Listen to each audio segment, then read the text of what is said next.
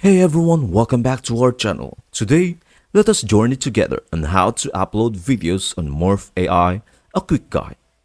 Ready to breathe life into your project? Let's explore how to upload your video to Murf AI in just a few simple steps. Step 1. Once you are in the Murf studio or the project that you are currently working on, click on Add Media to begin the uploading process. You have options. You can upload your own video, select from Murf's video stock library, or even import videos directly from platforms like YouTube, Vimeo, Dailymotion, and more. Step 2. Choose your preferred method and follow the prompts to upload your video to the studio and then click on Add Timeline.